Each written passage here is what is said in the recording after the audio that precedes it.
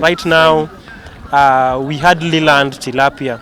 We used to land about averagely 200 kilograms of tilapia. That was about 5 years ago. Now currently we hardly land even 20 kilograms. The average landing of tilapia is only about 10 kilograms per day.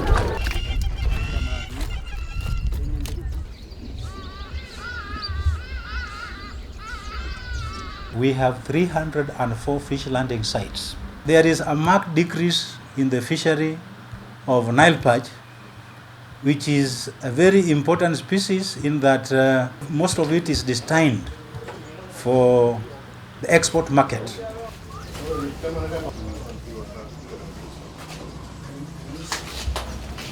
Zamani samaki kubwa tukisika ilikuwa kama kilo 200 moja, samaki moja. Wakati huu kupata hiyo kilo 200 ni shida. Unaweza pata moja kama ni kubwa zaidi ni maybe 98, kitu kama hiyo.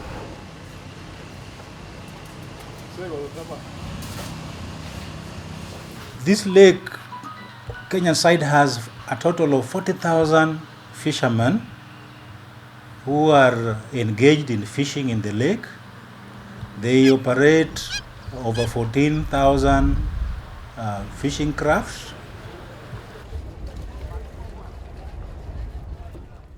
Fishing being a major economic activity within this particular region is a very, very important resource which we have put in a lot of efforts to be able to conserve this particular resource.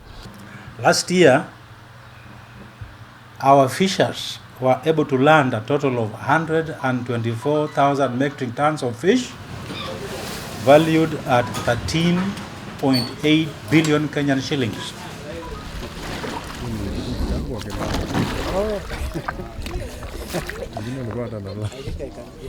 There are a lot of industries that are throwing their waste into the lake, and this has so much cost the reduction of fish.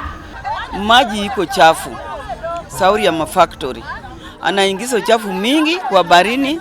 Sasa ndio naleta sida kwa beaches mingi. Most of the county urban areas do not have proper functional waste disposal sites, and therefore most of this waste, when it rains, it actually ends up into the lake. If you go to the other side, maybe towards Homa Bay, you will find a lot of greenish. Maji inakuwa green na uchafu mingi. Under the Constitution of Kenya, particularly Section 6 of the Constitution, it is a requirement for the state to be able to provide a clean and healthy environment for the people in the country, but also the same section provides an obligation for the people to provide a clean and healthy environment within their areas or the areas which they are working with. The lake, being one of the fragile ecosystems within this particular region, is one of those particular areas that that constitutional provision should be looked at. We normally undertake sampling of the water. We collect sample from the fish flesh. We also collect sample from the soil at the bottom of the lake. We do this with a view to finding out where the levels of the pollutants that may be there. But so far, what we get from KEFIS and and the Kenya Bureau of Standards is that the level that is there at the moment is within the recommended limits. So there is no cause for alarm. My urge to the county government of Homa Bay is that we prioritize construction of proper disposal waste areas so that we are able to contain this waste. We are able to input best environmental practices that incorporate recycling, reusing of this particular waste that is more sustainable to the environment, unlike all this waste just ending into the lake.